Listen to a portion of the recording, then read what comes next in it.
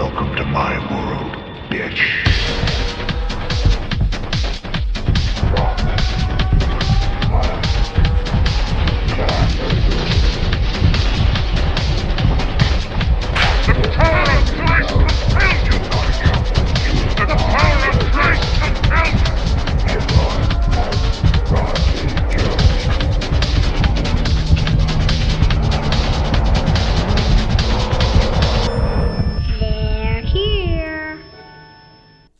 Welcome to the 169th episode of the Supernatural Occurrence Studies Podcast. So emphatically paranormal. My name is Jason Knight, host of the show, and with me, as always, is... Oscar Spector. Producer extraordinaire and podcast co-host, Embatical. Yes. Great, I love that. That was a good one. Thank you. That one makes sense. I almost said phallically paranormal. I'll say that for next time. That's weird. That's really weird. It's okay, we're boys. So what's been going on, man? It's been a while. Yeah, it's been about a month. Yeah, close to a month. That's right. Almost exactly a month. A lot has been going on. I'm just back. Less than a week ago, we got back from our 2-week odyssey in Florida. That's right. Is this the big one of the year, or they're all roughly this month? Time. The winter one is a little bit shorter. It's a little bit shorter. Okay. Yeah, we were gone the 5th through the 18th. Mm-hmm. So a good long one. Did you do any Independence Day celebration? Because it was that weekend, right? It was a weekend there? Right. So while you were there, or no? No, we had 4th of July here. Right. I remember that. And then we left early the morning on the 5th. So we didn't party too hard. Mm-hmm. We had some fireworks, blew off some fireworks, had a couple drinks, nothing big. So it was pretty low key. But something funny did happen. We were shooting off some fireworks in the front of the house. I didn't want them in the back of the house this year because so much shit fell into the pool. I was cleaning. I remember you were really mad last year. It was funny. And your son was setting everything on fire. I remember that. That's right. Yeah, he melted my fucking table out there. Mm-hmm. Little pyro. But yeah, so we were shooting off some fireworks out front. And one of them was this like kind of really cool fountain. Kind of a highly charged fountain. It would shoot things way up in the sky and it would kind of scream and shoot all these sparks. Well, Nico lit it. And he lit it the wrong way, right? So he lit it upside down, not knowing. And which would have been fine. It's a mistake, but it tipped on its side, okay? And started firing all this shit off down the street, just right through my neighbor, between the neighbors' homes, down the street. Yeah. And a cop car was sitting there. Oh, shit. With a cop in it. Right. These fucking fireballs are shooting under the cop's car, hitting the cop's windshield. No. And I'm like, well, that's it. Vacation over. I'm going to fucking jail, right? So it ends, right? Yeah. I went out into the street and I kicked it a different way, and it finished. At least it wasn't, firebombing the cop car. Yeah. And I'm like, well, Katie, it would have been a great trip. Cop gets out, really attractive, blonde cop. And I'm like, she goes, what's going on? And I am so sorry. She's like, why did you do that? I said, no, I didn't do that on purpose. The thing tipped over. And she's like, oh, it tipped over. I said, I swear to God, it was lit the wrong way. It fell. That was not intentional. And then she went in her Batman voice and said, swear to me. And then she beat me with her baton. Right. And she wound up being super cool. She's like, oh, it tipped over. She's like, okay, I get it. Don't do it again. If we get calls from the neighbor, I'm going to come back. I think she liked me, is what it was. Yeah. No, I'm just kidding. But she actually wound up being very cool. Hey, maybe she's into short kings. Short old guys. Yeah. So I didn't get put in jail. But man, I was really Did you scared. get her badge number by any chance? I didn't. No, my wife was sitting there, man. Oh, right. That'd be for me. I mean, what the fuck? Next time. Next 4th of July. Because I think she's going to come back around next 4th of July. She'll remember me. Yeah, you should definitely accidentally do something else again. Mm-hmm. I haven't been that scared in a long time. I thought for sure I was going to, she was going to pull me in. Right. Because everything now, it's so sensitive with police. So that was scary. It is a disturbance also, technically. Yes. So, could have been. I get it. So that happened. So we did have our 4th of July, and I thought I was going to wind up in jail for life. But no, Florida was great. We were out there. We did a lot of cool shit in Florida. Had a really awful experience in Florida as well, if I could tell you this one real quick. Okay, yeah. We started the trip off in New Smyrna Beach, which is this great, kind of quiet, quaint beachside town near Daytona. It's on the Atlantic. It's on the ocean side. Actually, I found out that Bob Ross, Happy Little Trees, Bob Ross, he had a home and studio in New Smyrna Beach. I just found this out. And New Smyrna Beach is also the shark bite capital of the world. And people were getting bit while we were out there. We were seeing the news stories. It was crazy. But the first day, my wife and I, we had some drinks. And my mom bought us quite a few drinks when we pulled into town. And we're like, let's go to the ocean. Awesome. So we run in the ocean. We're playing in the ocean. And a couple hours later, I start itching. And I'm like, what the fuck is it? Mosquitoes? I'm like looking around. No mosquitoes. What happened, I wound up getting hit by sea lice, which, from what I understand, is jellyfish larvae. Yeah. Little microscopic things. And I wound up not sleeping for 3 days on that trip, that beginning of that trip. All 3 days we were in New Smyrna. They're like mosquito bites times 1,000. I don't remember. I had chickenpox. I don't remember it, but it's supposed to be way worse than chickenpox. Yeah, like an itchiness. Itchiness-wise, yeah. And so, it's like heat triggered. So if you lay under blankets at night, your bites flare up and they leak, and they're disgusting. And all you could do is itch until you bleed. Yeah. So that was terrible.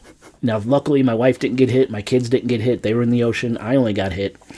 So that was the start to the vacation. But the ending, everything else was fantastic. That's awesome. It was so obviously not awesome in the beginning, but yeah, I never heard of that. Sea lice. Fucking sea lice. And there's things called no-see-ums that like hang out in the sand, but we didn't play in the sand. We were just in the ocean. So it seems that's what it was.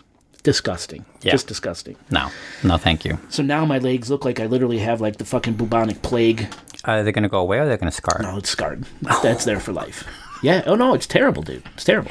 Just get tattoos on them. So you know, I've thought about it. Yeah. I've thought about it, and I even thought about skin grafts. Yeah. Because I've had these things before, but not to this extent. Yeah. Never had it like this before. Okay. And but I thought about skin grafts and I thought about tattoos. But I would have to literally tattoo both my legs completely now.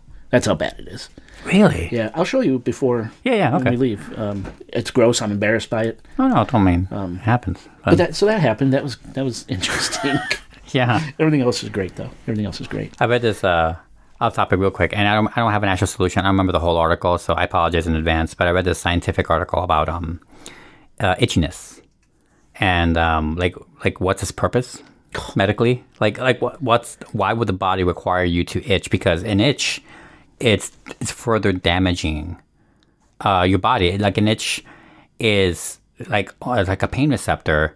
It's small. It doesn't feel painful, but it's almost painful. And there was just scientists were trying to figure it out, testing it on mice, of course, making them itchy, and and they figured out obviously the obvious answer. You've heard this from your mom or something, where like if you leave it alone, it does go away. Impossible. Like 90% to 100% of the time. And they realized that with a lot of different tests they did on these mice regarding levels of itchiness and what irritates their skin, and it would work, but they couldn't solve. Either they couldn't solve, or I don't remember what they solved, but they couldn't solve the issue as to why the body requires you to itch when all it does is make it worse and further scar and damage your body, that thing that you're supposed to prevent, like a health, right? So it's a contradictory like sensation. Like it doesn't make any biological sense for animals to itch, not just us, animals, because cats would itch, everything would itch. And they don't know why. Either they don't know why, or they figured out the answer and I just forgot what it was. It's certainly a reaction. Part of it, it's a reaction to the poison that was it's in your body at that moment. But it is contradictory. It's funny because like you try to fight it because I don't want these scars, right? As I've had them before, but when you itch, eventually it's like euphoric. It feels so fucking good. Yeah. So you continue to do it. Right. Now you're bleeding everywhere. Yeah. I'm sorry, listeners. I hope you're not eating. No, but, this is not Tyros. But I get it. Yeah. Up. It's weird. Itching is weird.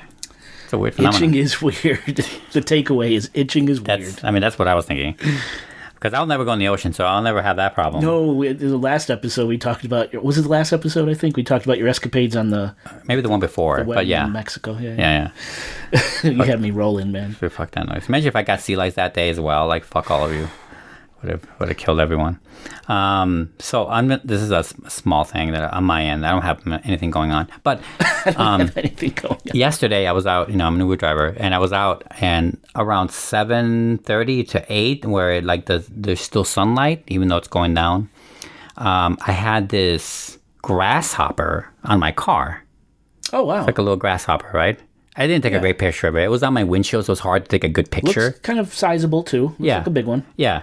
And he was, at first I noticed him. Jiminy Cricket, man. Yeah, right. First noticed it on top of my car, and I didn't swat away. It didn't leave. I'm like, whatever. I was driving, picking up, dropping orders. An hour later, he crawls on my windshield. I'm like, okay, you're still here. Okay. Wow. So he was calling there, and I was sometimes going on the highway, 70 miles, 80, whatever, 45 on a lot of streets in the suburbs. And I'm like, okay, I think this thing is enjoying the ride. Like, it's enjoying the wind. It would steady himself on the windshield and just bobbing with the car and just enjoying itself. And it stayed with me for 4 hours, Jay. So that's pretty interesting because in certain belief systems and cultures, grasshoppers symbolize good luck, abundance, and transformation. Okay. That's a sign, dude. Yeah. That's a positive sign. That's a good thing. I want to know because I'm broke as fuck, son. But yeah, okay. That'd be great. So it stayed with me for hours. It wasn't until midnight or 1 a.m. when I finally stopped seeing it. Like I must have fallen off somewhere. Play the lottery. Mate, I never play. I don't even know how to play the lottery. I've never played the lottery. Yeah, walk into a gas station, tell me you want to play. They'll instruct you how to do it. Oh, yeah? Because I don't play often either, but when the numbers get almost to 1 billion, I'll go buy a few tickets. Oh, everyone. And I does had to do that. the same thing. Like, dude, what do I do? How much is it? And they'll tell you. Oh, okay. But that's a sign, man. Really? That's a sign. Okay. Play the lottery. Maybe I'll take it seriously. But yeah, so that's what happened. It was very weird, and I never had that happen before that I've noticed. And it totally just stayed with me. It didn't try to come into the car because sometimes I have my window down when it's like 30 miles an hour or less, I can just enjoy the wind. Yeah. And no, never, just totally chill. Just very chill on my windshield the whole time. Wow. Very weird. Play that lottery, son. Yeah, all right. We'll do. And if you win, split it. Yeah. I don't even want half. Just give me a niblet. Give me a niblet. A taste. What was that thing from Godfather 2? I want to wet my beak. Wet my beak a little. Right? That's you. Right? I almost got you. I'm a whiskey. Yeah. Whew, that was a hot one. But that's basically it. No, that's cool. That's pretty interesting. God, what else? Oh my God. Hello. Oh. People are dying. Dude. Every day, yeah. Ozzy. Oh, yes. Ozzy. That's right, Are Oz. you serious? Well, he was getting up there, wasn't he? He's not... Obviously, and he had Parkinson's and things, but he just did that concert, that big farewell concert. I mean, people are saying that was he knew it was coming. That was his living eulogy. Seeing him, man, I mean, I'm literally in a funk about it. Like when celebrities die, I'm like, Ozzy, man, I don't know a world where Ozzy doesn't exist. That's true. He had. I mean, up until recently, he was alive for a long time. Everywhere, part of pop culture, part of. Just, I don't know, every different parts of my life, fucking Ozzy, man. Yeah. Seen him in concert a few times, but I'm really kind of messed up about the Ozzy Osbourne thing, man. Some people keep thinking I look like him. Really? I got it multiple times. I mentioned it, I think, on whenever we did a show earlier this year for when I went out on my birthday. People kept confusing me. Not one person, anyway, who kept saying, you look like Ozzy. I'm like, that's not, that's a compliment. I'm like, it's just a hair. It must be. Interesting. Yeah. But, yeah, that was a shocker. Yes, that is a shocker. Not the biggest shocker, because I figure it's coming. It's upcoming. There's others that I'm like, man, I can't believe she's still, or he's still, but Yeah. Right now, Keith Richards is he's hiding in a closet wrapped in bubble wrap or something, man, because he's still... Guy?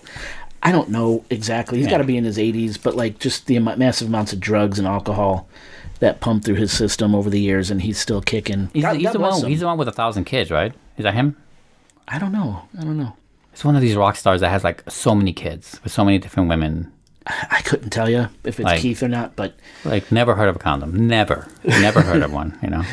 And then Ozzy, of course, and now there's weird things coming out. There's this singer called Youngblood.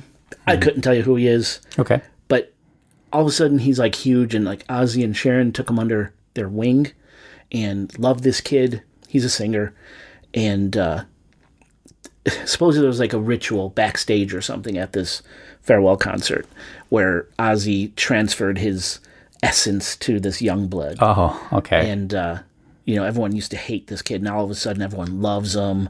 He's huge. And like people are saying it was like this soul transfer or essence transfer from passing the torch, to this new kid that they took under their wing.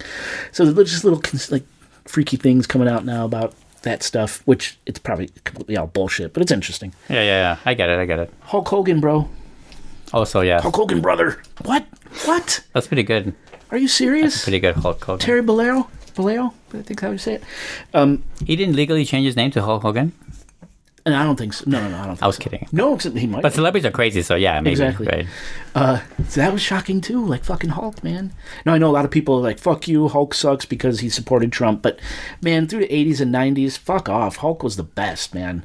I watched it all. Loved it. So that was shocking. I remember that Rocky movie he was in. Yes, absolutely. Yeah. There was another.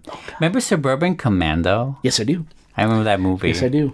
Was that Christopher Lloyd? Am I wrong? I don't Lloyd remember. Is the main, like, the straight man in that movie? I couldn't tell you. I just remember Hulk Hogan. That's it. Largely Hulk Hogan. And it was, I had some, I remember this from the trailer back then. This is a 90s movie. Is it 90s? I think it is. I'm sure. Maybe I'm sure early mid-90s, maybe. Yeah. And I remember in the trailer, because they played it a lot. I must have seen it 1,000 times. He would be like, because he's like not a dummy, but like he's like out of place, out of time. I don't know what it is. Anyway, he's in an office and he's yelling at this lady at the reception, and she's like, "Take a seat." And he's like, "Oh, does he like pick?" And she actually he pulls out this anchored bench on the floor. He just grabs it and just turns to her, and she's like, "That's really funny." But that's what you remember from. Yes. Can't tell you anything happens in that movie. That is some early 90s shit right there, man. This is barely a memory. Anyway. Yeah, Hulk Hogan, though, yeah. But that's we go to Clearwater Beach a lot. We like to go there when we go to Florida, and that's where he's from. And there's a big store. He has a store there, and there's a statue of him there and stuff, so we always check that out. But yeah. And Theo Huxtable, Malcolm Jamal Warner. Yes. Fucking drowns? What? Like, yeah. Man. He wasn't that old. Oh, not as old, I mean. No. Couldn't. Wasn't he in Community? Am I wrong? Didn't he play a guest role in Community? Don't know. Because I know one of the Huxtable's actors was in, plays, what's her name? People are going to kill me. Whatever. One of the main study members, her husband. Was I think so. And I also feel like he was a good guy. Like I don't remember ever hearing like any negative press about him or anything. They just me either. And maybe I'm wrong, but I don't recall any. Yeah, so that was shocking too. Like bam, bam, bam, and there were two other ones. Forgive me, I wasn't familiar with who they were. They just don't stick in my mind. I can't think of their names off the top of my head. But other people certainly knew who they were. I think they were both musicians, and they so like 5 famous people in the last 2 weeks. Yeah, crazy. Yeah, I mean, they're going to be dropping like flies. The older we get, right? All our heroes, right? All our heroes, man. Yeah. Although I will say and admit that these 3 that we talked about, they never really been on my radar much. I know Hulk Hogan, sure, from the 90s in the movies. I didn't grow up on his wrestling or anything. Oh, see, I also didn't grow up on Ozzy very much. I also beyond my time, really. I know of Ozzy, sure. Yeah, I know. See, that's the thing. I feel like Ozzy's timeless. Like even my son knows Ozzy. Oh yeah, like, no, he's definitely a figure. But like, I don't know. I don't have a history with him. That's what I'm saying. Yeah. And I've seen the Huxtable. What was that show? Cosby Show, yeah. Cosby Show, obviously, scandal not included. But I did grow up watching reruns of that, so that one I'm more familiar with. But that's really it. I haven't really seen that actor much lately at all. So it's not like I kept up with them either. But I get it though. It sucks, it's gonna keep happening. So it will. Yeah. Now it's of course roll the dice. Who's next? Right. Right. You think Vegas is callous enough to have like a betting pool going on? I think they do. Yeah, right. I literally think they do. Yeah, they do. As soon as I said it, I was like, yeah, they definitely do. Yep. Matter of fact, I think I distinctly remember reading something about that. Oh, really? Mm-hmm. Wow. I couldn't tell you much about it. Can you imagine you're a celebrity and you read that or something and you're on the list somewhere? Can you imagine? Would you be morbid enough to look up where you are on the standings? Like where you... No, I wouldn't want to know, man. I know. Fuck no. Me being me, no, I wouldn't want to know. No. Other celebrities, I could see them. I would if I had vain like a enough. terminal illness, and I would plan my own death based on where they are on the standings. like. Tell me what you're going to do. So people either lose a lot of money Right, or so I can gain a make lot some of money. money. Let me Right. know, man. I'm saying like I would fuck with the Vegas pool. Like I would do that. Fuck the odds. Yeah, fuck I like the it. odds. Yeah. I like it, Pete Rose. Yeah. That's great. Yeah. Anyway. Anywho, we got a good one tonight. We're going whimsy and fun and a Okay. little spooky. Okay. We're going down south to Louisiana. Okay. I love that. Let's take a break.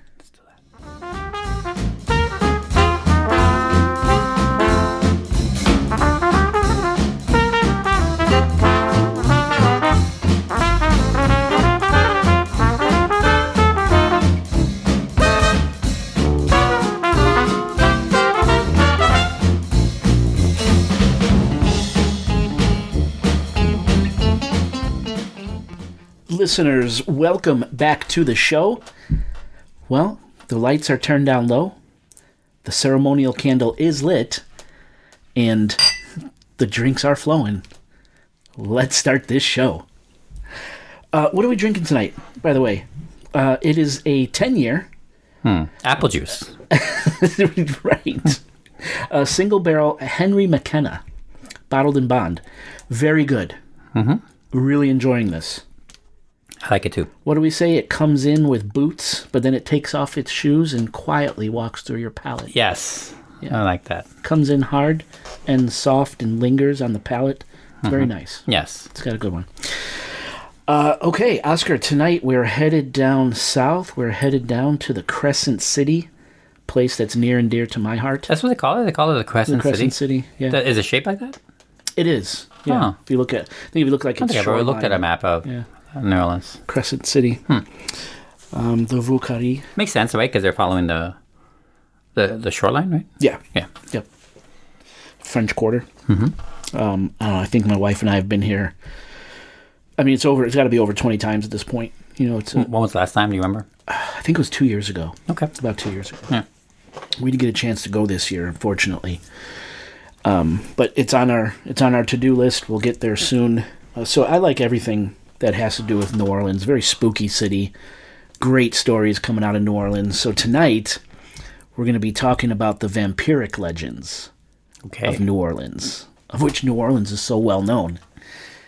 So, you know, New Orleans' rich history and its well-preserved architecture, dating back to the 1700s, make it the perfect setting for vampire stories, both on screen and in literature, and maybe in real life, too. Filmmakers and authors are drawn to its eerie, atmospheric charm, using it as a backdrop for iconic vampire films like Interview with a Vampire, Dracula 2000, and Abraham Lincoln, Vampire Hunter. That was set there? I wasn't sure. It was. Parts of it were. Yep. Disney's latest Haunted Mansion movie also embraces the city's history, featuring legendary locations like Preservation Hall and Lafitte's blacksmith shop, which also happens to be super haunted. Television has followed suit with series like True Blood and AMC's Interview with the Vampire, bringing New Orleans' haunting allure to life. And let's talk about the new Interview with the Vampire series for a minute. Have you seen it? No. I know. It's on my list. It's incredible. It's on my list. It's so good. Lestat de Lioncourt, however they say it, that French Creole. Lestat de Lioncourt, as they say it.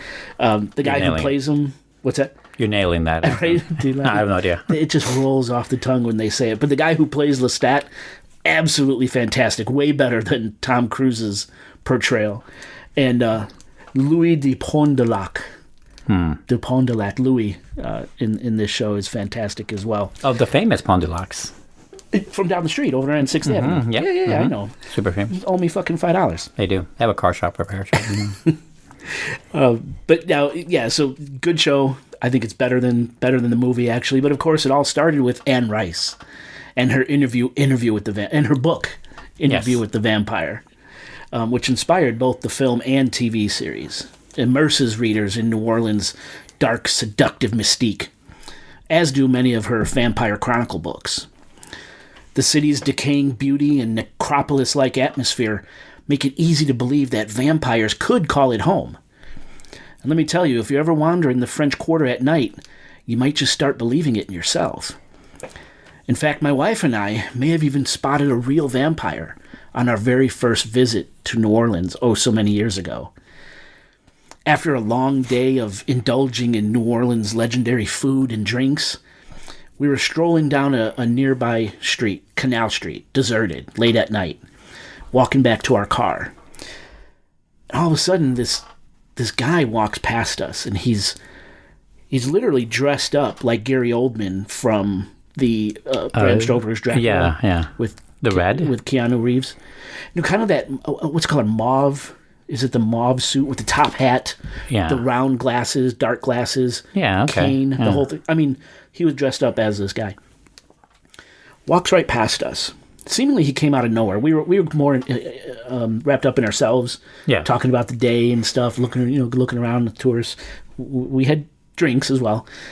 Then all of a sudden this guy was there and he walked past us. I'll tell you, man, when he walked past us, he gave me the eeriest feeling. Like, this is not a good person. I just got a vibe off of this guy. And we passed him. He didn't look at us. He didn't make any threatening motions or anything, but you just got this feeling.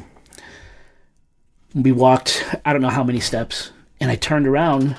The fucking guy wasn't there. He was gone. Could he have ducked into a doorway or something that was lining the street? Maybe. Right. But it just added to the, what did I really just see? Yeah. Was that really a vampire? When you're caught up in the moment, when you're in that city that late at night by yourself, and something like that happens, you could believe, Yeah. So, that was our little, maybe, crossing paths with the undead. I don't know, but it was creepy. Now, New Orleans is steeped in the dark allure of traditional vampire lore, but lurking beneath the surface of its moonlit streets is something far more insidious. Energy vampires. These are not the creatures of fang and blood you've heard of. No, these energy vampires feed on something far more intimate. Your energy, your aura, your very essence. And they're said to haunt the shadowy edges of the French Quarter, particularly on the Esplanade side, close to the infamous Frenchman Street, also known as the locals' Bourbon Street. Picture this. A tourist, swept up in the intoxicating rhythm of New Orleans nightlife, laughing, dancing, sharing drinks with a stranger who seems vaguely familiar, but whose face they can't quite place. Though in this city that's hardly unusual. The night is alive, electric, until nothing. A void. They wake up in their hotel room the next morning, the sun slicing through the blinds, or the classic colonial shutters, their body heavy, their mind fogged. Hours are missing, carved out of their memory. How did they get here? Did they stumble back alone? Was there an Uber, a bicycle taxi, or something else? Something that moved silently through the night, watching, waiting. Their belongings are untouched, their body unmarked, yet they feel hollow, as if something vital had been siphoned away.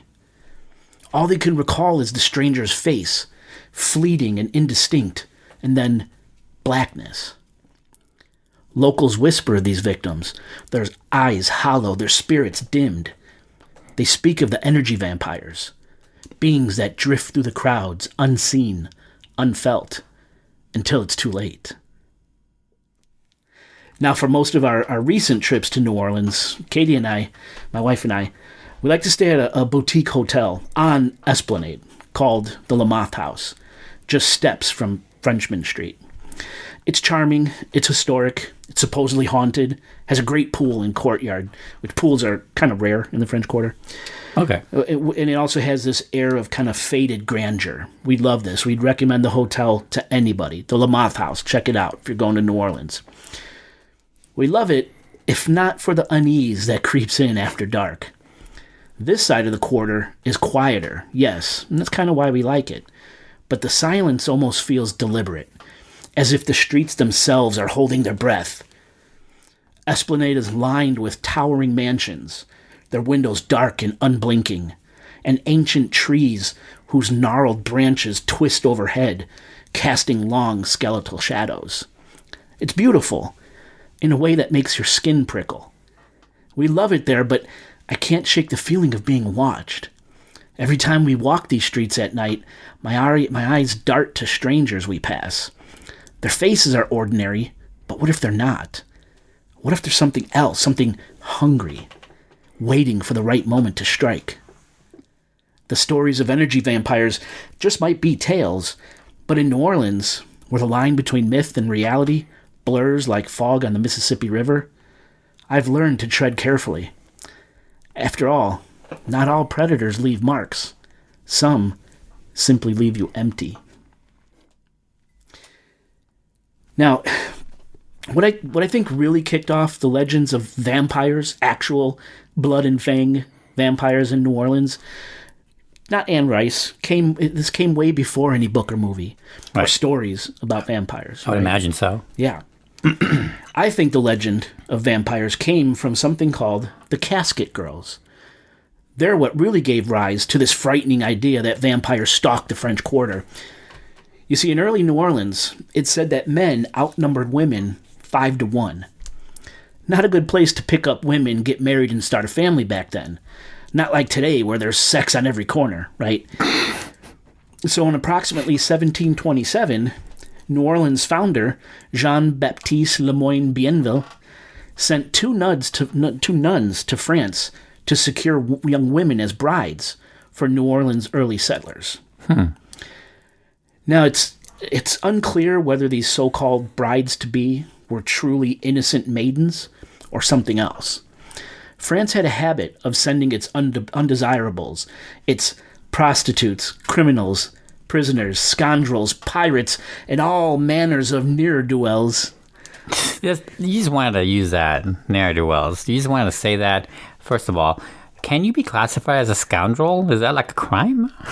I guess so. Okay. According to early France, you were. If you were a scoundrel, you're out of here, ne'er-do-well. But they sent all these undesirables across the ocean to the sweltering, mosquito-infested swamps of New Orleans. And the idea was simple. If these outcasts, these troublemakers, could survive the harsh, unforgiving environment in New Orleans and somehow reform themselves, they might earn a chance to return to France. Their past sins pardoned as if they'd served time. But survival in New Orleans was no small feat at that time. The city was a crucible of heat, disease, and danger. A place where the line between life and death blurred like the steam rising off a piping hot bowl of gumbo. So basically, France treated its unwanted and shipped them off to the U.S. the same way England shipped off their unwanted to Australia. Yeah. Kind of like we were there, Australia, basically. Exactly. It was a prison camp, right? Yeah, like a prison camp. That's what this was. Like Escape from Alcatraz, or Escape from New York, I mean. Oh, is that what they did in there? They just sectioned off. I've never seen that movie. Really? I know. I mean, I won't say it holds up. It's an old movie from the 70s, but I think it's very good. Anyway, it's they cut off a section or all of New York, and it became a prison island. So they sent all the prisoners in there and just let them fend for themselves. Escape from New York. Escape from New York. Got it. Yeah. I gotta watch that one day. Yeah. Kurt Russell, right? Yes. Yeah. Mm-hmm. I like Kurt Russell. Snake Plissken. Snake Plissken. That's a great name. Snake Plissken. That is a good name. Mm-hmm. I'm gonna name my next kid. You're too old for that. You're right. Now, those who were sent to New Orleans, often desperate, broken, or both, and the shadows of their past clung to them like the damp, heavy air of the swamp. Were these women truly brides seeking a new life, or were they something else entirely? Cast-offs sent to a land where the living and the dead seemed to walk hand in hand. In the dim, flickering light of history, the Casket Girls, the women's stories, remain shrouded in mystery. But one thing is certain. New Orleans always has been a city of secrets, and the truth about these women may be far more haunting than anyone dares to imagine. As the legend goes, the French women brought back to New Orleans were only allowed to take with them items that would fit inside what was called a casquette, this kind of small chest, which, some people said looked an awful lot like a coffin. Picture it, if you will, the scene at the port of New Orleans in those early days of settlement. The air is thick with the scent of the Mississippi, the gulls cry overhead, and the hum of a fledgling colony struggling to take root. A large ship docks, its sails tattered from the long voyage across the sea. To the surprise of the onlookers, a stream of women begin to disembark. At first glance, one might assume this to be a joyous occasion, a shipment of brides-to-be arriving to bring comfort and companionship to the lonely settlers. But alas, the reality was far more grim. These women, far from the picture of health and vitality, were a sight that struck dread into the hearts of even the hardiest souls. After months at sea, they emerged not in fine ball gowns or wedding dresses, but in a state of utter disarray. Gaunt, pale, hollow-eyed, their frail frames bore the marks of a harrowing journey. Food was scarce, disease rampant, and the conditions aboard the ship nothing short of deplorable. Their pallor was ghostly, their movements sluggish, as if they had stepped not from a ship, but from the very clutches of the grave. To add to the macabre spectacle, the women were followed by their peculiar coffin-like trunks, their casquettes. These ominous containers, rumored to hold the meager possessions of the travelers, only deepened the unease of those who witnessed their arrival. Whispers began to spread like wildfire among the settlers. Could these women be more than they appeared? Were they perhaps vampires themselves? Or worse, willing accomplices to darker forces, smuggling their undead masters into the new world within those closed casket-like chests? The sight of some women coughing blood, a telltale sign of the dreaded tuberculosis, only fueled the growing suspicion that these were no ordinary passengers. Was tuberculosis like that big issue back then, I assume? Oh, yeah. Huge. Now, once ashore, the lives of these women did not improve. Cast into a harsh and unforgiving land, they faced a daily struggle for survival in a colony rife with disease, sweltering heat, and the constant threat of death.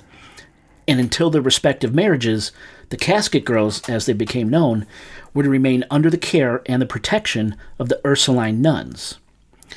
Unfortunately, though, the women didn't come off the boats and get married into some rich fantasy life. No, sadly, a lot of the Casket Girls were forced into nasty, abusive relationships. They were disrespected and mistreated by the very men they were sent there to marry. And the Casket Girls that didn't get married were oftentimes forced into prostitution. Not what these women were expecting at all. And as if this wasn't bad enough, shortly after the Casket Girls arrived in New Orleans, people of New Orleans started dying. And the Casket Girls' fates were all but sealed. Now, of course, the climate of New Orleans at the time, which practically encouraged epidemics like cholera, malaria, smallpox, and yellow fever, was not to blame for the deaths. No, disease couldn't have been it. Instead, what was blamed were the Casket Girls, or whatever was inside the strange chests the Casket Girls dragged off that boat. Vampires. Vampires were on the loose and killing people of New Orleans. Ultimately, the remaining unwed Casket Girls were sent back to France. They shipped them back. And really, from that point, the legends of vampires stalking the gaslit streets of the French Quarter stuck and never really went away. Whether they were truly victims of circumstance or something more sinister, the Casket Girls' presence left a lasting mark on the folklore of New Orleans. To this day, the tale of the Casket Girls lingers in the shadows of the city's history, a chilling reminder of a time when the line between the living and the dead seemed perilously thin. You know, I'm surprised they spent the money to send them back. It's expensive. I would assume so. So the joke, I mean, if I was a stand-up comedian, I would say there must be the ugly ones that they send back. You know, that's a joke right there. I'm not gonna. But I wonder if it's a safe face in some way for what they asked for from France, even though they sent their quote unquote worst. Yeah. Right. I wonder how that felt like. I want to know the transactional business disputes that must have happened with that. I'm just curious. It's an interesting thing. There's probably no record on that. But my first surprise was that they were seen as vampires from the get-go. Sounds like gecko. When America has already had a history of, famously, of burning witches and blaming it on women being witches, not necessarily vampires. Yeah, that is an interesting point, because if you think about it, the Salem witch trials were, 1692, I believe it was. 1692. And here we're talking, early 1700s. So there's people alive at this point who would know of the Salem witch trials. And people knew about this as a big thing, countrywide, if not, I don't know, nation or worldwide, but yeah. Definitely countrywide, I would say, for sure. Yeah. What was the deciding factor of vampire and not witch? Right, and obviously, like, maybe there's a couple things, like in the roots of the superstitious history of New Orleans specifically that led them to vampires to begin with, but also we feel like we're talking about the beginnings of a lot of it, really, not necessarily an established root of already lore, but makes me think, like, I wonder if there is a correlation of race here, where, like, I mean, even though there's no difference to me, one European country to another, to them, like, a pilgrim descendant could be a witch in Salem, but in New Orleans, off the boat from France, not England, right, is enough of a difference for them to say, like, these are vampires and not witches. Interesting. I don't know if there's no way to prove that, I don't think. No, but it's an interesting thought. I've never heard that really brought up before. Yeah. That's interesting. I wonder, because, obviously Europeans, typically white, but not all of them are white, and there are different levels of it, and there's different skin tones. There's the olive skin, Italians and stuff like that. I wonder if French people look different enough, I don't know. I don't know either. I mean, talk about the worst welcome, though. They just come in immediately treated like shit, rape, right. God knows what. Yeah. Wow, do we have a history of that in this country? We love doing that. Not just we here, but we especially. Yes, we love to do that. I also love how people wash their hands every once in a while. People wouldn't have cholera or something. Like, dude, wash your fucking food. That's all you gotta do. So hard. Take a bath, wash your hands. Right. You're gonna be all right. Yeah. No, these girls did not have it easy. Did not expect what they encountered. And the ones, I guess, who just couldn't get married off, maybe weren't good enough for prostitution. I don't know. Apparently they shipped him back. Yeah. A rough life these girls have. But that's where I believe the vampire lore really started, was with these Casket Girls. And it should really be no surprise that today, now, one of the most famous or infamous vampire history-rich locations in the French Quarter is the old Ursuline Convent, home to the very nuns tasked with watching over the Casket Girls back in the 1700s. Located at 1112 Charter Street in the French Quarter, which is actually the oldest building in the entire Mississippi Valley, the Ursuline Convent was constructed between 1748 and 1752 for Ursuline nuns whose mission it was to nurse the poor and teach and care for young girls like the Casket Girls. Throughout its history, the Ursuline Convent had also been a school, an archbishop's residence, the archdiocese central office, and a meeting place for the Louisiana legislature. Later, it served as a residence for priests, serving mainly New Orleans Italian community, and then it housed the archdiocesan archives. Now today, together with St. Louis Cathedral and St. Mary's Church, it forms the Catholic Cultural Heritage Center of the Archdiocese of New Orleans. So lots of history in this building, dating back centuries. It would make an interesting movie, following the Casket Girls as they arrive. Wouldn't it be really, like, heart-wrenching as fuck, but, like, interesting movie? That could be a drama, that could be a horror movie. A show. It's so easy. I'm in, dude.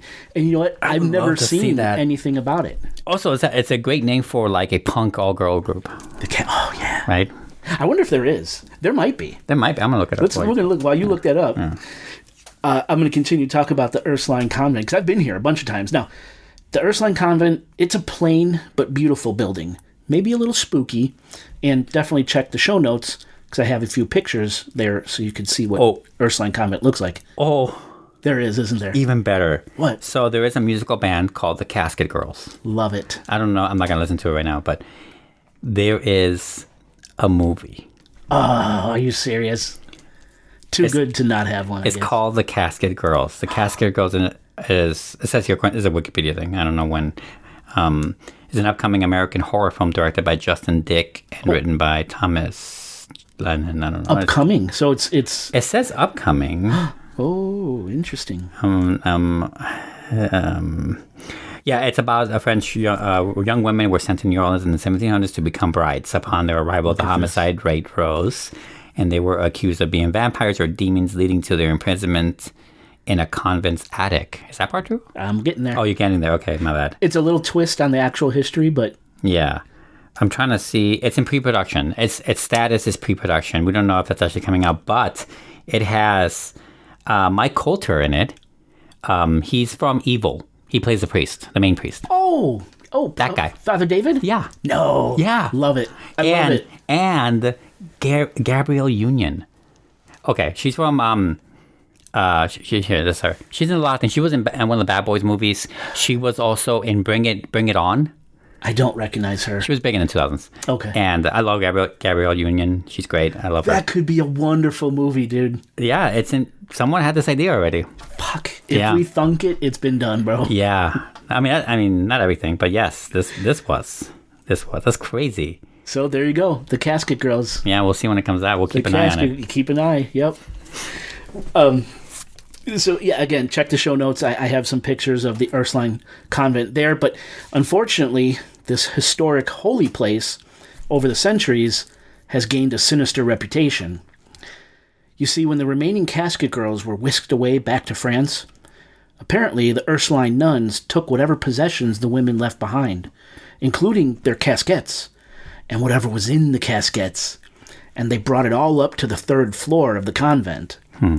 Just like the movie description, right? I'm getting it now. Now, a short while later, when the Ursuline nuns went back up to the 3rd floor to store more stuff, to their surprise, the caskets were open and empty. Whatever was inside the caskets was gone. Escaped! The nuns searched the 3rd floor frantically to no avail, and nothing was found of the casket's contents, vampire or otherwise. In a desperate bid to protect their convent, and perhaps the very soul of the fledgling colony, the Ursuline nuns took extraordinary measures. Fearing that the mysterious caskets might harbor something unholy, the sisters acted swiftly. They sealed the 3rd floor of the convent, bolting the door shut with heavy iron locks. But the precautions didn't end there. Every window and shutter on the floor was nailed shut, but not with ordinary nails, but with holy iron, blessed by the Pope himself. These sacred nails, imbued with divine power, were driven deep into the wood, creating an impenetrable barrier against the malevolent forces. The nuns' intentions were clear. If the caskets contained the undead, they would not allow such creatures to return to their resting places. Trapped without a way back to their caskets, the unholy beings would be forced to wander the cobblestone streets of the French Quarter, forever lost in the shadows. Some might seek refuge among the crypts of St. Louis Cemetery, while others, exposed to the unforgiving light of day, would meet their end in the cleansing flames of the sun. The Ursuline nuns' actions remain a testament to their unwavering faith and determination to protect their community from the unknown. And to this day, the sealed 3rd floor of the convent stands as a silent reminder of a time when the line between the living and the dead was a matter of life and death, and when holy iron was the only defense against the darkness. And again, please check the show notes to see what the Ursuline Convent looks like. Dude, the riot shields were so cool.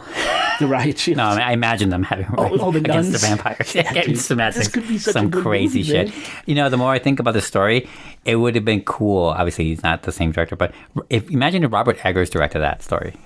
Evil Dead. No, Robert Eggers is the guy who did Nosferatu. Fuck. Okay.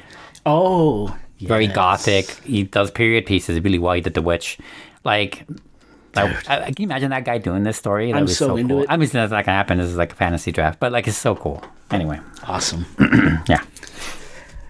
So now let's jump to the 1970s, the me decade, a time of self-discovery, bold fashion, and for some, a fascination with the paranormal. Mm-hmm. It was during this era that two daring paranormal investigators set their sights on the infamous Ursuline Convent, a place steeped in dark legends and whispered tales of vampires. Their goal? To capture definitive proof of the otherworldly, specifically the eerie phenomenon of the third-floor window shutters. According to local lore, these shutters are said to open and close on their own, as if moved by ghostly hands. Even today, in 2025, people swear they've seen these shutters swinging wildly in the dead of the night, though concrete evidence of this movement remains elusive. Anyway, the intrepid investigators camped out in front of the convent, just beyond its protective wall, cameras at the ready. They were determined to document the unexplained, to capture something that would prove, once and for all, that the convent was a gateway to the paranormal. But what they found, or what found them, was far more horrifying than they could have imagined. When dawn broke, and while Bourbon Street revelers were sleeping off their drunken escapades... In walks of shame. In walks of shame. Our intrepid investigators were discovered, torn apart, their bodies mutilated as if by some clawed beasts, their corpses completely drained of blood. The scene was gruesome, the work of something far beyond human comprehension. Despite a thorough investigation, no one was ever brought to justice for the murders of our dear paranormal investigators. The case remains unsolved, a grim reminder of the dangers that lurk in the shadows. Vampires, some say. Vampires everywhere. So if you ever find yourself wandering the streets of the French Quarter late at night, keep your eyes on the Ursuline Convent's third-floor windows. And if you hear the faint creak of centuries-old shutters swinging open, heed this warning. Call the Frog Brothers. Stat. It's a Lost Boys reference. Ask your parents. Oh. Call the Frog Brothers. Okay, yeah, I'm back.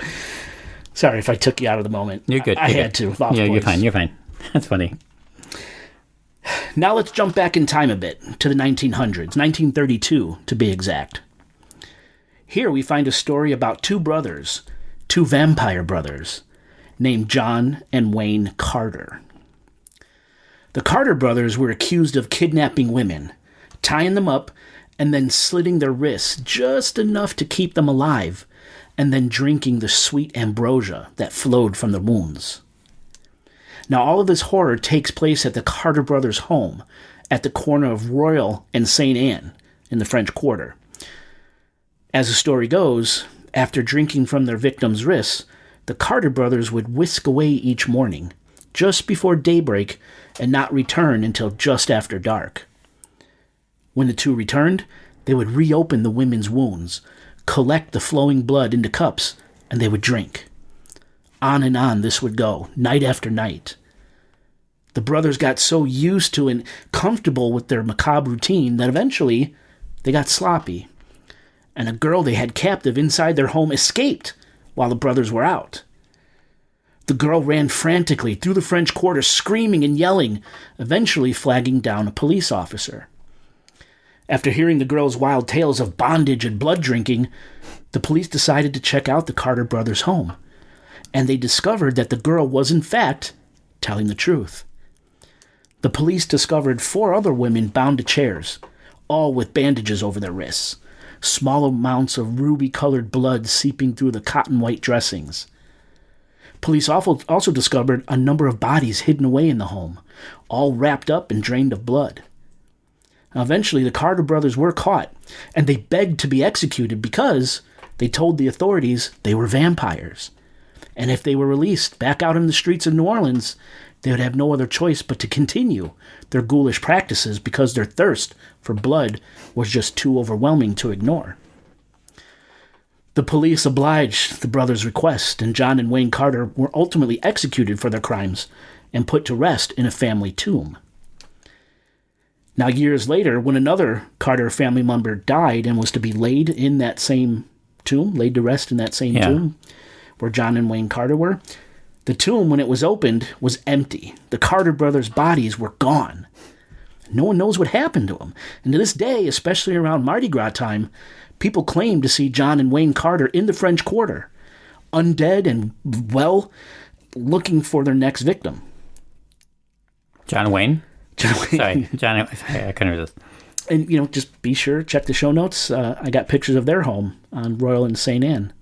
So, yeah, creepy. Around Mardi Gras time, they're sighted out there in the French Quarter. And these are above ground tombs, folks, because they can't bury their dead. Correct. Water levels too high. Water levels, right. Correct, you're right. So, everyone has a visual there. Great cemeteries. I mean, if you're into that stuff, that Gothic, I remember the plantation stuff. Did you walk through with us? Cemetery? I don't know about with you guys. I think I did, because I definitely saw cemeteries. There at the edge of the water, one of them was. I thought it was. Maybe I imagined the shore being closer. I could be wrong. But either way, I remember seeing the above ground stuff. It was really cool, creepy, old. Very creepy. I also saw one of the plantation stuff too as well. But yeah, I also remember the heat. It was so hot. Oh, God.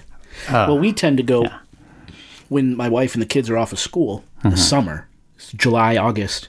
I mean, it's fucking miserable. But we still do it. We still love it. Right. But right. I've been there for Halloween. It was great. Much October better? Was a great time to go. Temperature-wise? Mm-hmm. Yeah. October's a great time to go. I've been there for just before or just after New Year's. I don't think we were there on New Year's, but that late December, early January time, another great time to go. You might need a light coat or something at night. And that's it. There's more fog kind of at night. And the fog, the gas lanterns kind of shining through the fog. Oh, dude. That's cool. It's another world. It's another world. Yeah. Okay. But now today, God bless capitalism, countless tour companies offer vampire tours of the French Quarter that promise to take you to locations frequented by actual vampires, like the old Ursuline Convent. You could drink at vampire-themed bars and shop at vampire-themed stores. There's even a vampire speakeasy on Bourbon Street. And I won't tell you where, you have to find it yourself. My wife and I have done all these tours, and we love them. But on a recent trip we made to the Big Easy, we took a haunted carriage ride through the French Quarter, which we hadn't done before. And surprisingly, after having done every French Quarter tour imaginable, we were told a fascinating story about a particular vampire that we never heard before. Most of the tour companies rehash the same old stories, but this was something different. It was the story of the two Saint Germains, Comte de St. Germain and Jacques St. Germain, which, if these two are the same person, like many people believe they are, even points in history, things that happen in history point to these two people being the same thing, that would mean that this guy lived for hundreds of years and could even still be alive or undead today. So, in the early 1900s, a man named Jacques St. Germain arrived in New Orleans. Jacques was said to be about age 40, and he was very handsome. He was elegant, wealthy, over-the-top extravagant, and a bit curious. Jacques would hold these excessive dinner parties at his home at 1039 Royal Street in the French Quarter, and no penny was ever spared on food and drink. And very quickly, old Jacques became a hit among New Orleans' upper society. At these parties, Jacques St. Germain was famous for lavishing his guests with wildly vivid stories of times past, long past, and places past, France, Italy, Africa, and even Egypt, reciting the stories as fluidly as if he'd actually been there, taking part in his stories hundreds of years prior. And even though they were entertained by Jacques' wild stories, guests whispered that it was quite odd that their host never ate at his parties, choosing instead to let everyone else feast, while he stood by and watched, and regaled, and sipped casually from his ornate chalice. Now, at one of these parties, Jacques claimed he was a direct descendant of a man named Comte de St. Germain from the 1700s, who was a close friend and servant to King Louis XV. And actually, Jacques St. Germain and Comte de St. Germain look uncannily similar. Listeners, check the show notes and see for yourself. I've left pictures of both Jacques St. Germain and Comte de St. Germain there, so you can see how similar they looked. Party guests even commented how portraits of Comte de St. Germain, you got to follow here, okay? Comte de St. Germain never seemed to depict him being older than about 40, the same age Jacques St. Germain was when he arrived in New Orleans. Okay. Peculiar. Right. People even joked that Comte and Jacques were one and the same, that somehow Comte de St. Germain from the 1700s had achieved immortality, and that it wasn't Jacques St. Germain in their midst, throwing these wild parties and entertaining his guests with fantastical stories from time long past, but it was in fact the fabled Comte de St. Germain, who had actually been there in those exotic, faraway places, which was how he could recite his stories so perfectly. He lived them. Now Jacques, whichever Jacques it was, relished in the stories of his immortality. He loved it, and he allowed his guests to believe what they wanted to, never confirming or denying the rumors about his origins. But of course, all good things must come to an end, and one night, during one of Jacques' lavish dinner parties, the police were called, because a woman, presumably a prostitute, fell from Jacques' balcony, a full story, landing in a crumpled mess in the street below. Now, the woman survived, but she was badly injured, yet she was able to tell the people gathered around her a truly remarkable story. Ooh. Turns out, the woman hadn't fallen, she jumped, finding it more preferable to plummet to the street below than spend another night alone with Jacques, who had viciously bit her on the neck moments before. Police, not sure what to believe, cornered Jacques and insisted he come to the police station the following morning to answer some questions. They didn't want to bother a man of Jacques' status with coming to the station that night while he had his guests going and his party going. Drink up that white privilege, Jacques. Well, the next morning, guess what? Jacques doesn't show up at the police station. He, in fact, had disappeared, leaving nearly all of his belongings behind.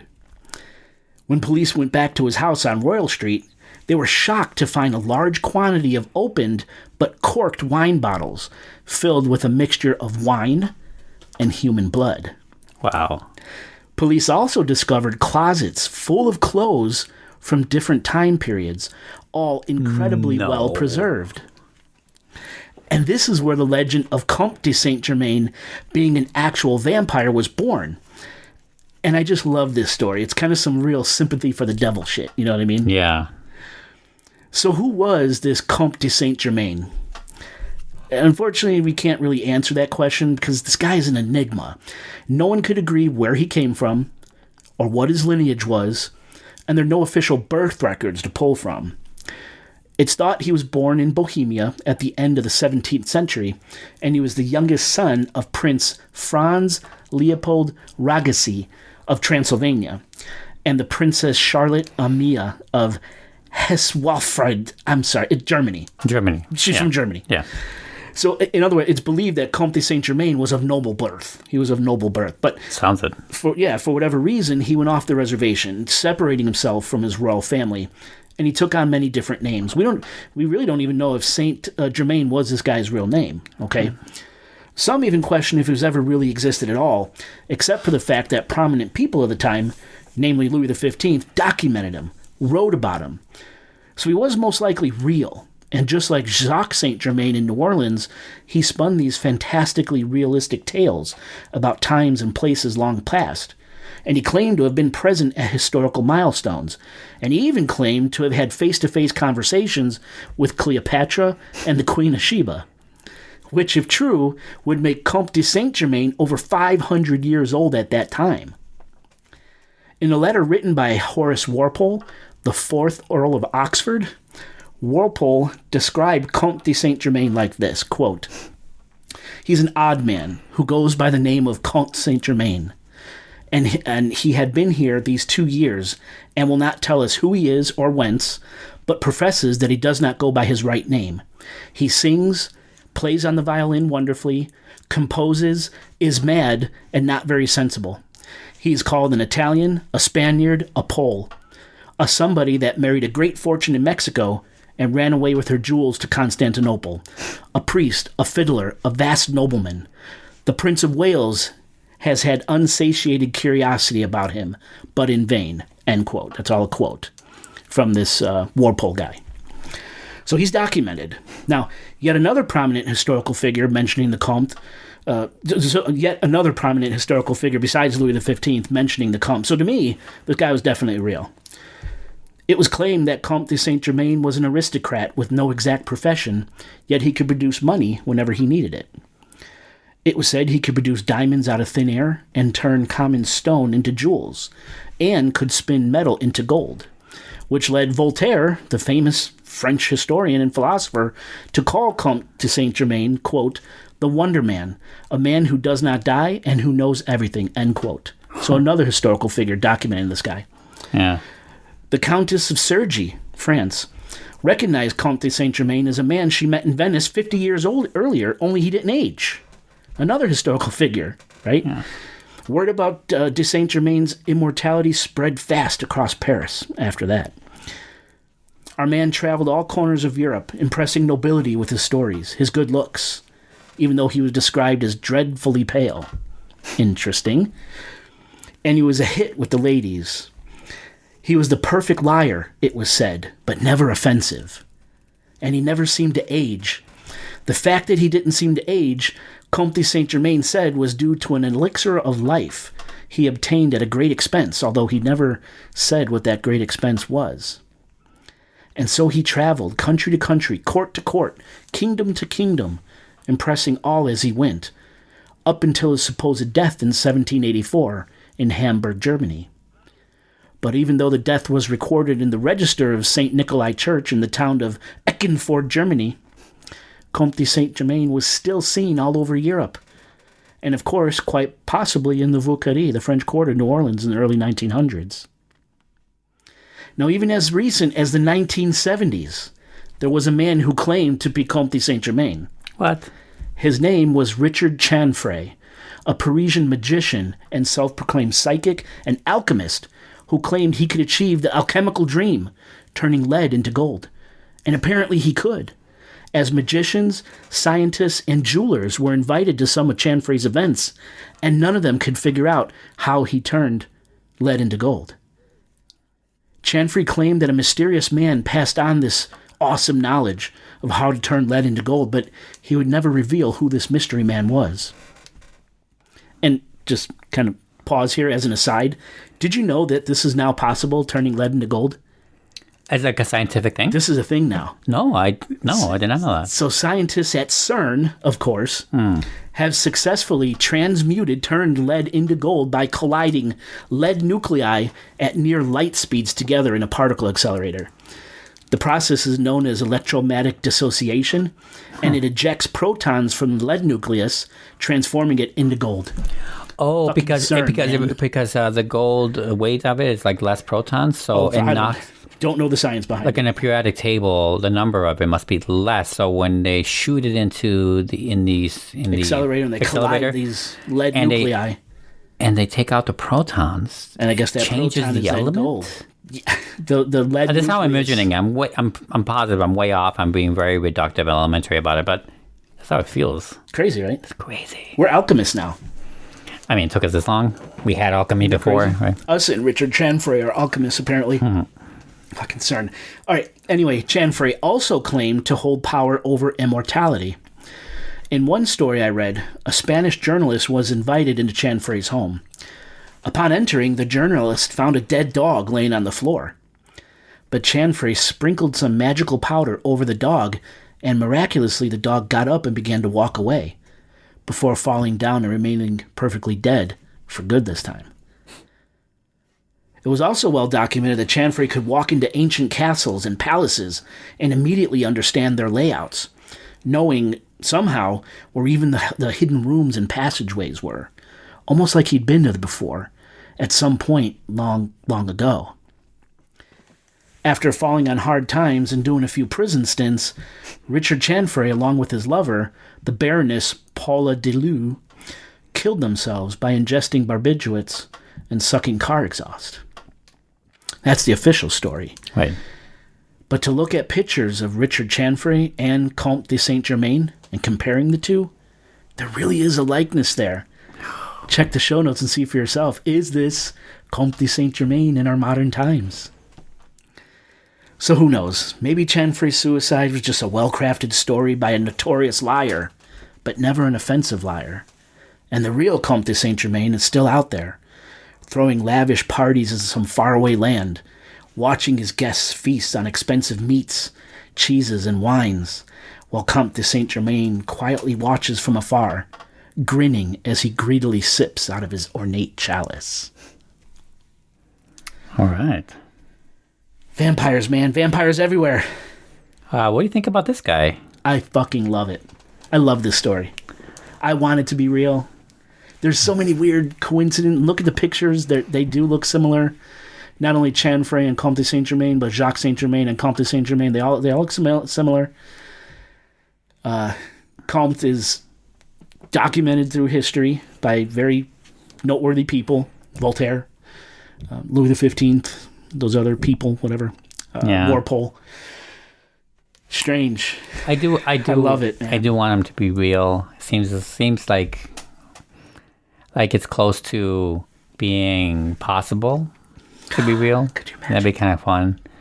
The Casket Girls, obviously not vampires, but you can see how that kind of turmoil and death produces these superstitions. Superstitions, yeah. Yeah, you can totally see it. And just lasting lore. Yeah. That's what New Orleans is, voodoo and vampires. Yeah. It's amazing how, what kind of stupidity people were. Like the type of stupidity, like people... It's not... I don't think it's stupidity. It's just superstition. It's... Yeah, but it's more than that because, science doesn't exist then, so it's... Yeah. It's superstition. It's ghosts. It's supernatural. It's vampires. But we know it's wrong. We know that's not it. Now we do, sure. Yeah, of course. But people also brush their teeth with radiation. Right. I wouldn't call them stupid. They just didn't know. No, that's... I mean... and you know what? Yeah, stories like this... You reminded me of it. Stories like this always make me think of how much death is required for us to learn a lesson. Oh, well, yeah, absolutely. This is like a version of that, right? How much everything. Like you think of every successful landing to the moon or space exploration. Like how many deaths did it require to get up there? Like to learn. To put a heat shield on this? I think we should put might be a good idea. Yeah, might be a good idea. Do we need windows on this? Probably. Yeah, right. It's insane. Yeah. I don't know. Yeah, it's interesting. I want it to be real. Yeah. When you're there, it's real. Yeah. When that guy passed us, I still think there was something with that guy. Could have been this guy. Maybe he was a killer and I got a vibe. Maybe just a normal human creep, bad person. I just caught that vibe. But it was strange. And, especially in the colder season in New Orleans when the fog rolls in off that Mississippi at night, you're walking those streets and you're by yourself with your significant other. You're walking under those gas lanterns. It's real. It's real, That sounds fun. It's fantastic. I hope you liked it. I did. I really liked it. I remember it. I don't remember the first time back then. So because we did this before on Patreon. As a Patreon thing a long time ago. But I don't remember any of it. Yeah, I changed it up. So I'm trying to think of what I remembered. Nothing. It was all new to me again. So it's been a long time. It's cool. It's been quite a few years since we did this. Yeah. I liked it a lot. I hope people dug it too. I hope you did too. I felt like I tossed my words a few times. I apologize. No, you're fine. We already had a few edits there. I hope. Well, just one. Hope it was enjoyable for you guys. We worked hard on it, so. Yeah. All right, Oscar, is that it? I think we're good, man. Are you taking us home? Let's do that.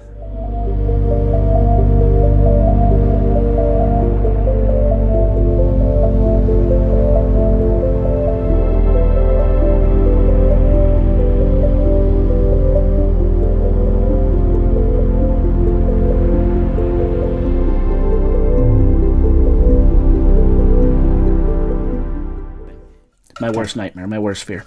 Yeah, I know. Worst word in the American. Aliens and then airplanes. So like top 3.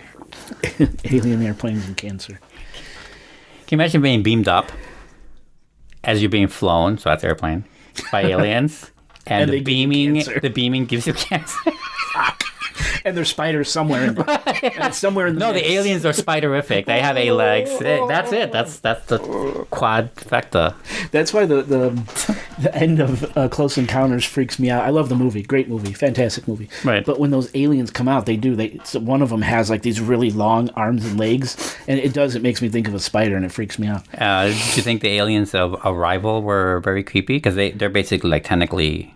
Like Arrival. Weren't they smoky though? Like smoky? Yeah, it's not smoky. There's a screen behind them because they can't like breathe our air. But like, but when you see them, they're like very squiddy and multiple legs, so multiple limbs. No, that didn't bother me. No, it didn't bother you. Okay, No, good. no. But that alien at the end of Close Encounters was creepy. Would you watch a horror movie that has like spiders in it or no? So there's one out right now, or 2 out right now, isn't there? Like Yeah, I don't remember the names of them. One of them, I think spiders took over like an apartment building. Yeah. Right? Yeah. No, I don't want to see it. I love that one. I don't want to see it. It's so good. Okay, he's like, let's watch it. I'm like, It no. even creeped me out, and I like spiders. Obviously. Oh, yeah, right. Yeah. No. And then I thought there was 2 that kind of came out. Yeah, there's another one. Right? It was as like a name. It's called Sting. That's it. Was it? That was spiders too, right? That was one spider. One spider, okay. No. One big one. It gets big. Yeah, I'm good. No? I'm good. So arachnophobia or anything, you're not going to watch that? Didn't they remake Arachnophobia? I don't think so. No? I thought they did. Maybe. Huh. Yeah, no, it's a horrible movie. The original horrible. Yeah. I still one can't- with John Goodman, right? I don't know. I thought it was no, that's not that. I was thinking the guy from Scream, isn't he in it? Dewey?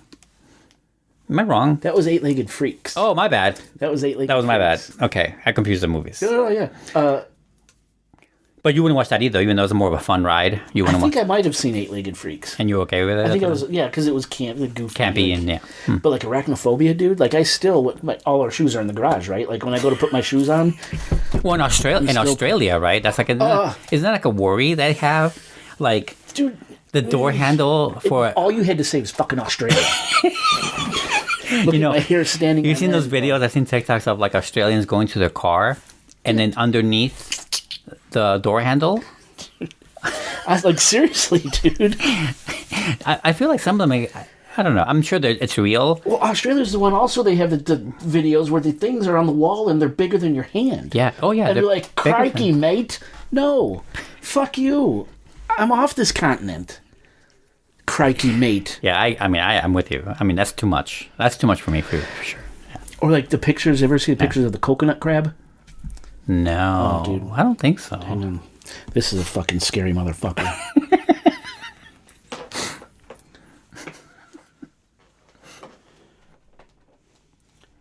Yeah, these pieces of shit. These things. Oh, that was cool. Just wait. Just wait.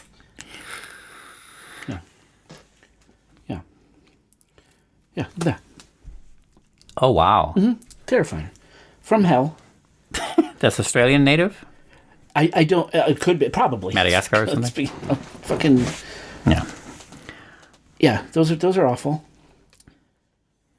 A spider commonly found in southern India. Okay. Fuck off. Oh, so it is a spider, not a crab. I guess so. Okay. I guess they're called the coconut crab spider. Got it. That's crazy. And there's a famous one. You'll see this on but now this one I think is really a crab. You'll see that on social media and stuff going around. Because that's bigger than a fucking garbage can. Yeah. Okay, I'm done. I am done. I didn't mean to creep you out. Done. LOL.